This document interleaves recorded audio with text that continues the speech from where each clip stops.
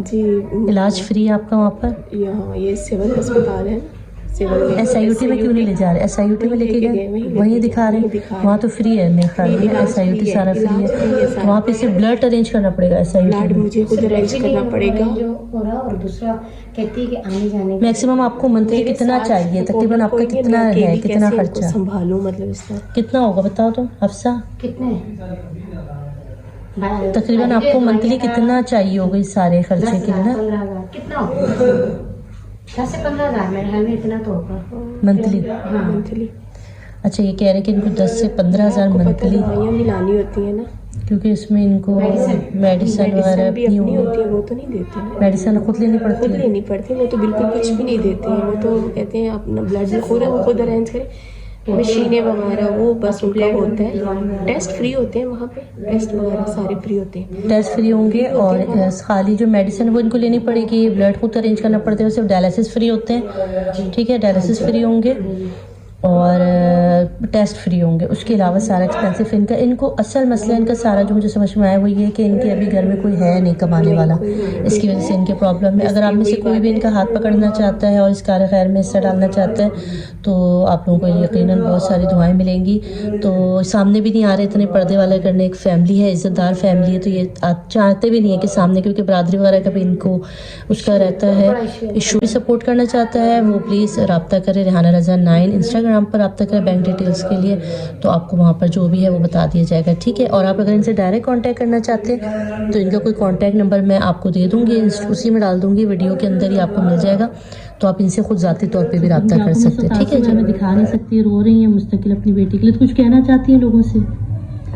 कहना चाहती हूँ बेटा, जो भी किसी नाल भला करे अल्लाह उसको देना जोगा करे, अल्लाह बहुत तेरा गरीब बंदे नाल जो भी मदद करे, कोई भी है इंसान, बीमार बंदे इस तरह कोई भी नहीं, कमाने वाला भी कोई नहीं, बच्चे भी छोटे ने, बस अल्लाह जिन्हें दी हिम्मत है, जिन्हें गला देते देने लोग, अल्लाह उन्हें भला करे।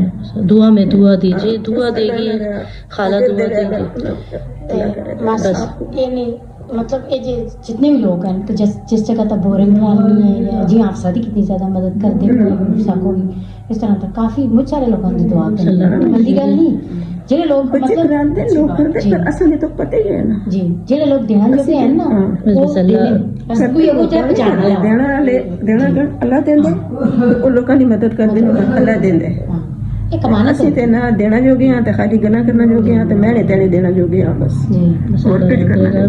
रोए नहीं लेकिन सब्र करें, लोग हैं हमारे साथ हैं। मैं आप सबसे रिक्वेस्ट करूंगी कि माँ जी जो है ना वो बड़ी फिक्रमंद है, क्योंकि जाहिर है बेटी करी बड़ी मेरी लाडली बेटी थी और अपने उसकी परेशानी देखती तो दिल टूटता। बच्ची दो ही मरिया थी नहीं बड़ी, उसको भी मैं कुछ ज्यादा चीज अल्लाह करम करेगा, अल्लाह करम पर देखिए हम मदद कर दें। लोगों में है ये जज्बा जी, मोहब्बत करने का एक प्यार का जज्बा है। अल्लाह ताला जिनको हम लोग सिर्फ रमज़ान के नहीं इंतज़ार करें कि रमज़ान आएगा तो हम मदद करेंगे, पूरे साल ये जज्बा रहना चाहिए ना, पूरे साल आपको देखना चाहिए इर्द गिर्द कोई है तो नहीं मजबूर परेशान, किसकी दुआ लग जाए हमें क्या पता, हम ज़ात पात में पड़े हुए हैं, किस तरह के लोग परेशान हैं। बिल्कुल बिल्कुल, बस अल्लाह करम करेगा। ठीक है, क्योंकि इंसानियत की खिदमत करना, भलाई करना ही जो है ना वो तोशा आखिरत है। अब वो जितने परेशान हो बंदा सामने भी नहीं आ सकता है यहाँ पर, क्योंकि पता है यहाँ पर बहुत सारी चीज़ें हो जाती, ख़ानदान और रिश्तेदार बड़ी बातें करते, ये भी बड़ा देखना पड़ता है। यहाँ पर इंतज़ार कर रहा है। अच्छा जी, अब मैं जा रही हूँ घर और आज मैं आपको बताती हूँ कि आज ना क्या हुआ। औरत की ज़िंदगी में जो है ना कभी भी आराम नहीं आता, वो दिल करता है उसका कि वो सो जाए, आज सुबह नाश्ता छोड़ दे, आज हस्बैंड के लिए नाश्ता ना बनाए, मगर फिर अपने बच्चों का सोचती है तो उनके लिए उठती भी है, उनके लिए नाश्ता भी बनाती है, उनके लिए काम भी करती है। कभी कभी हमारा भी दिल करता है कि हम ब्रेक ले लें, दिल करता है कि बस इन सारी चीज़ों से निकल कर खामोशी से वैसी पुरानी वाली ज़िंदगी जिसमें अम्मा आती थी और नाश्ते के ट्रे दे के कहते थे चलो बेटा नाश्ता कर लो, और उसके बाद कभी दिल किया तो बर्तन धोए, कभी दिल किया तो झाड़ू लगाई, वरना मौज मस्ती से हंसते खेलते पूरा दिन निकाल देते थे। मगर शादी के बाद एक जब बच्ची माँ बनती है ना तो कहते कि माँ को ना आराम नहीं आता, कभी भी नहीं आता, भले बीमार भी होगी ना तो अपने बच्चों के लिए उठ के नाश्ता ज़रूर बनाएगी, जितनी भी हड्डियों में दर्द हो, जिस्म में दर्द हो, मगर अपने बच्चों की खातिर जो है ना वो हर काम कर लेती है। ये होती है माँ। कहते हैं कि माँ को सुकून तभी आता है जब वो कब्र में जाके लेटती है ना, वरना पहले अपने बच्चों की टेंशन, फिर उनके बच्चों की टेंशन, बस यही एक औरत की ज़िंदगी में रहता है। आज इस माँ को देख के जिस माँ से मैंने आपको मिलाया उसकी भी कुछ ऐसी ही लाइफ है। पहले ज़िंदगी भर अपने बच्चों की परेशानी, उनकी 2 वक्त की रोटी के लिए परेशान होती रही। जब उन बच्चियों को ब्याह दिया, शादी कर दी, तो उस बच्ची की परेशानी जो है ना इस बूढ़ी माँ को खाई जाती है कि अगर मुझे कुछ हो गया तो मेरी इस बेटी का क्या होगा। तो भाई ये बहुत परेशानी की बात होती है एक माँ के लिए। तो वैसे तो मेरी तरफ से तो तमाम माँओं को सलाम है, तमाम माँओं को दुआ है बहुत सारी, अल्लाह उनको सलामत रखे। और अगर किसी की बेटी के नसीब मुश्किल हैं तो अल्लाह पाक उनके नसीब आसान करे और उनके परेशानियों को दूर करे।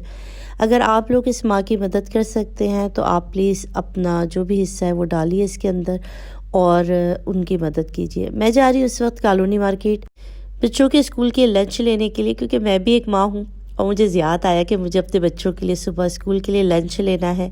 और फिर मैं घर आई, घर आके मैंने जो है वो देखा कि अलीज़े ने अपना असाइनमेंट कंप्लीट करना था, रात के 12 बज रहे और उसको अपना असाइनमेंट कंप्लीट करना था। उसके साथ बैठ के मैंने उसका असाइनमेंट कंप्लीट कराया और उसके बाद बच्चों को सुला दिया। बच्चे सो गए मगर माँ फिर भी जागती रही, उनके यूनिफॉर्म इस्त्री करना, उनके पॉलिश करना जूतों को, उनका बैग रेडी करना, ये सारे काम किए। और उसके बाद फिर एक वही सुबह वही एक रूटीन जिसके लिए हमें तैयार होना पड़ता है। तो बहुत सारी दुआएं आप सबके लिए। आज का व्लॉग उम्मीद है आपको अच्छा लगा होगा। अगर आप लोग इन खातून की मदद करना चाहते हैं तो ज़्यादा से ज़्यादा अपना हिस्सा डालिए, कंट्रीब्यूशन कीजिए। मुझे आप मैसेज कर सकते हैं रेहाना रज़ा 9 पर, ठीक है जी। आपको वहाँ से मैं इनका पर्सनल नंबर भी दे दूँगी। और जो कुछ भी आप कर सकते हैं वो एक माँ की जो भी मुश्किल है उसको आसान करने में अपना हिस्सा डालें। अपना बहुत सारा ख्याल रखिएगा। अल्लाह पाक से आप सब के लिए और आपकी अम्माओं के लिए और आपके बच्चों के लिए और आपकी फैमिली के लिए बहुत सारी दुआ।